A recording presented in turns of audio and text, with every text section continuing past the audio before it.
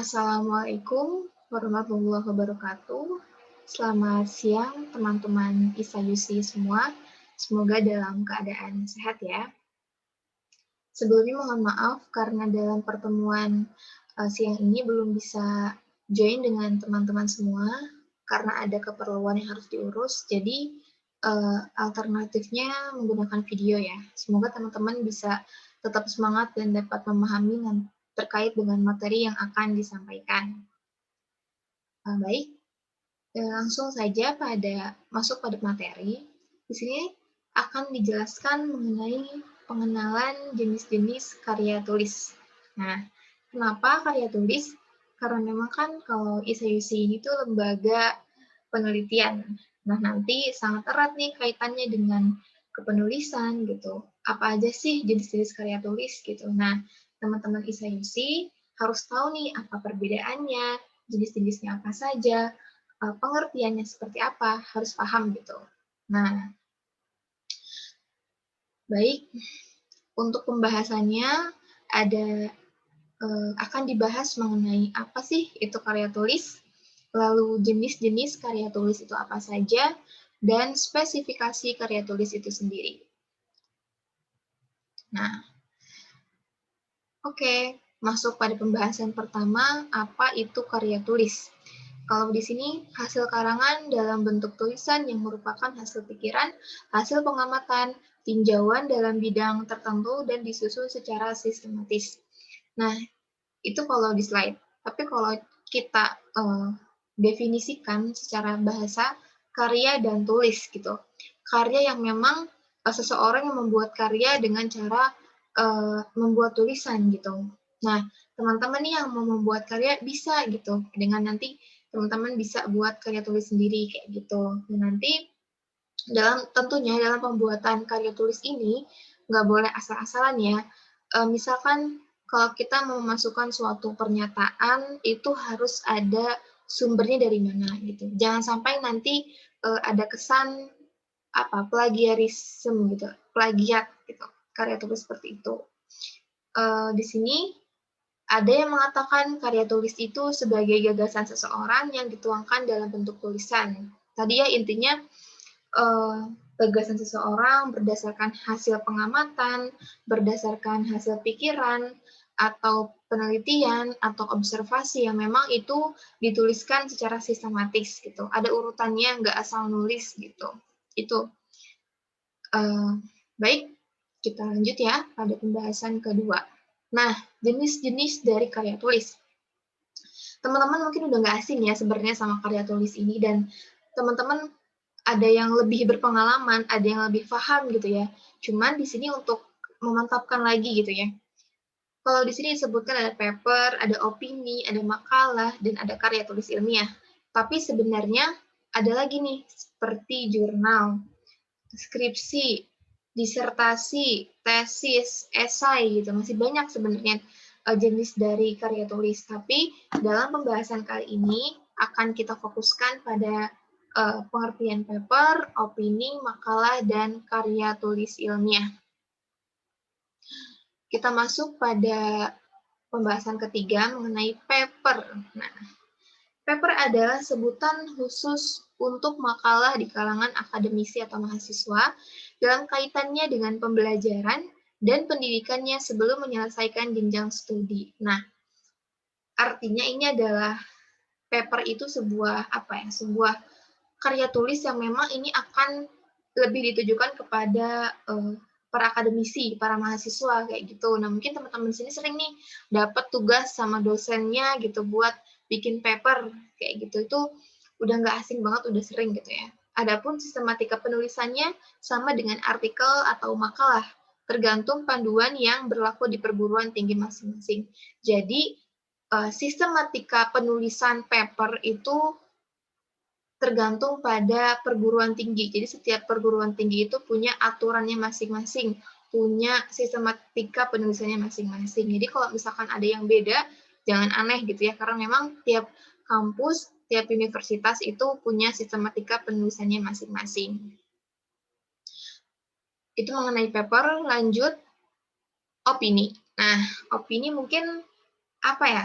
Singkatnya, opini itu adalah sebuah asumsi gitu ya, sebuah pendapat individu seseorang yang memang belum tentu kebenarannya.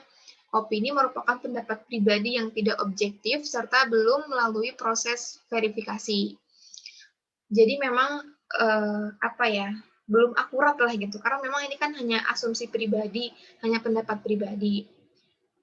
Opini juga dapat diartikan sebagai suatu kesimpulan yang ada dalam suatu pikiran belum dikeluarkan untuk diperdebatkan. Suatu opini yang sudah bulat diartikan sebagai statement yang bila dipegang secara teguh maka akan menjadi keyakinan, sedangkan pandangan merupakan suatu opini yang agak diwarnai oleh kecenderungan. Nah, biasanya opini-opini itu kan ada dalam koran, ada dalam koran itu kan kalau kita baca koran mestinya suka ada opini-opini gitu ya, orang-orang yang memang apa ya, orang-orang kayak akademisi gitu, atau siapapun itu sebenarnya bisa menulis opini gitu ya. Biasanya kalau opini yang bagus itu nanti akan dimuat dalam koran, dan opini kita biasanya itu yang akan apa ya, yang kontroversi seperti itu asalkan itu ada datanya gitu jelas. Meskipun opini tapi diusahakan tadi itu datanya harus jelas, jangan sampai apa namanya asal-asalan dalam membuat opini tadi seperti itu. Nah, nanti untuk jelasnya akan dijelaskan di slide selanjutnya ya. Lalu di pembahasan selanjutnya ada mengenai makalah. Makalah adalah karya tulis yang memuat pemikiran tentang suatu masalah atau topik tertentu yang ditulis secara sistematis. Jadi hampir sama sih. Jadi penulisannya juga sistematis, ada sistematikanya yang logis, objektif gitu. Tugas terstruktur yang diberikan oleh dosen. Jadi nanti untuk lebih jelasnya kita bahas ya mengenai spesifikasinya. Adapun karya tulis ilmiah, suatu karangan atau tulisan yang diperoleh sesuai dengan sifat keilmuannya. Tadi ya, kalau karya tulis ilmiah, di belakangnya ada embel-embel ilmiahnya itu ada penelitiannya gitu, ada penelitian, dia didasari hasil pengamatan, hasil peninjauan, hasil penelitian dalam bidang tertentu. Misalkan kalau fokusnya di biologi gitu ya, atau fokusnya di hal-hal yang berbau IPA, itu pasti akan penulisannya terkait dengan tumbuhan, tentang hewan gitu, yang memang dalam pembuatan karya tulis ilmiah ini membutuhkan waktu yang nggak singkat gitu. Dan memang hasil pengamatan tadi, hasil penelitian tadi pun juga harus bisa dipertanggungjawabkan gitu. Jangan sampai asal-asalan tadi gitu. Nah, masuk pada pembahasan selanjutnya mengenai spesifikasinya gitu. Ini mengenai sistem penulisannya gitu. Untuk membedakan tadi ya, ini ada paper. Kalau paper itu dia abstrak, ada latar belakang, ada pendahuluan, sudah ada pendahuluan. Pendahuluan itu kan latar belakang. Latar belakang itu adalah apa ya, hal-hal yang mendorong kita untuk menulis untuk menulis karya tulis tersebut gitu. Alasannya apa, latar belakangnya apa. Contoh misalkan kita ingin menulis karya tulis tentang COVID-19. Kita tulis nih latar belakangnya, menulis menulis karya tulis tentang COVID ini karena untuk menambah pengetahuan masyarakat tentang apa itu COVID gitu. Sebagai apalagi ya, untuk mengetahui penyebab-penyebab COVID itu apa, itu ada dasar belakang. Misalkan contoh ya, di pembahasan itu ada isi dan analisis. Isinya seperti apa, kemudian analisis. Di analisis dari penutup, kesimpulan, dan referensi. Nah, kesimpulan itu menyimpulkan dari keseluruhan isi paper tersebut. Nah, adapun referensi itu apa ya, daftar pustaka gitu, daftar pustaka. Biasanya kalau menulis referensi itu akan lebih baik kalau dipisah gitu. Misalkan ada buku, jurnal, kemudian sumber internet atau sumber daring, biar itu kelihatannya lebih rapih kayak gitu. Itu tentang spesifikasi paper. Lalu poin selanjutnya spesifikasi opini. Jadi dalam membuat sebuah opini juga harus memperhatikan beberapa hal. Yang pertama tentang data-data peristiwa. Jadi sebelum kita mengopinikan sebelum kita ingin mengeluarkan opini, itu kita harus lihat dulu data-datanya, kita harus cari tahu informasi secara akurat gitu, secara mendetail gitu. Nah, mungkin teman-teman di sini yang udah punya pengalaman gitu ya, mungkin lebih tahu, ini hanya sebagai tambahan referensi saja. Lalu juga ada perspektif, jadi apa namanya, asumsi kita, pendapat penulis gitu, penggiringan opini. Penggiringan opini itu ibaratnya kita itu ingin membawa pembaca nih untuk kemudian menyepakati apa yang kita utarakan gitu. Itu. Lalu di slide selanjutnya ini adalah contoh gitu, contoh dari opini tadi ya. Opini itu kan biasanya itu ada di koran, ya nggak? Nah, ini contohnya. Opini ini saya ambil dari salah satu dokter, Dokter Nadira Afifa. Mungkin teman-teman di sini udah nggak asing ya. Nah, beliau ini menuliskan sebuah opini tentang COVID, respon melawan misinformasi gitu ya. Jadi opini itu memang harus selaras dengan bidang yang kita ahli. Gitu. Misalkan ini kan dokter. Nah, dokter mungkin salah dokter ini kan udah ahli dalam kesehatan. Nah, COVID ini kan mengenai masalah kesehatan ya, virus. Nah, sangat cocok banget gitu. Apa ya? Akan lebih menguasai. Jadi tentunya akan lebih menguasai, akan lebih banyak wawasannya seperti itu. Ini adalah contoh opini, atau mungkin nanti teman-teman bisa cari di googling, atau misalnya teman-teman bisa cari di koran, itu biasanya opini itu pasti ada gitu. Di Kompas, di Tribun Jogja gitu, banyak semuanya. Semua koran pasti ada opininya kayak gitu. Lalu ini spesifikasi makalah. Nah, spesifikasi makalah itu beda tadi ya dengan paper. Kalau paper itu tadi dia tuh ada abstraknya dulu. Tapi kalau di makalah ini langsung ke bab 1 atau pendahuluan. Ada latar belakang, ada landasan teori. Nah, teori yang mau digunakan untuk menganalisis gitu. Teori yang digunakan, landasan teorinya apa saja.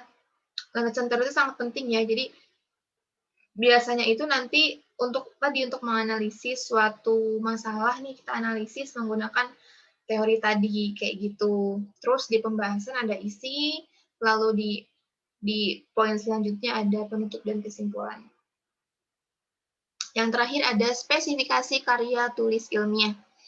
Ini lebih banyak karena memang tadi juga, karena kan kalau karya tulis itu berdasarkan penelitian dulu, ada observasinya. Nah, ini kita lihat spesifikasinya. Di poin pertama ada bab 1 pendahuluan. Ini lebih banyak ya, sistematika penulisannya itu lebih banyak. Ada latar belakang, ada batasan masalah, ada perumusan masalah, tujuan, metode penulisan, hipotesa. Terus ada landasan teori juga. Lalu di bab 3 itu ada metode penelitian, misalkan jenis penelitiannya tuh apa, sumber datanya apa, teknik pengumpulan data, analisis data. Nah, ada di poin selanjutnya ada pembahasan berupa isinya apa, penutup. Nah, ini hampir kelewat. Jenis penelitian itu biasanya ada yang kualitatif, ada yang kuantitatif. Kalau kualitatif itu biasanya berupa data, berupa tulisan gitu ya. Tapi kalau kuantitatif itu biasanya lebih bersifat angka gitu.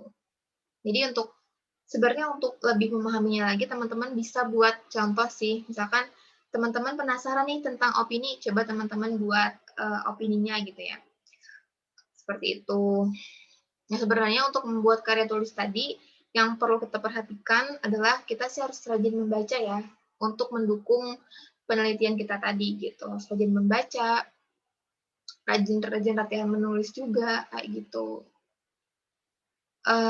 Mungkin cukup sekian untuk pembahasan kali ini. Jika teman-teman punya pertanyaan, nanti boleh disampaikan dulu.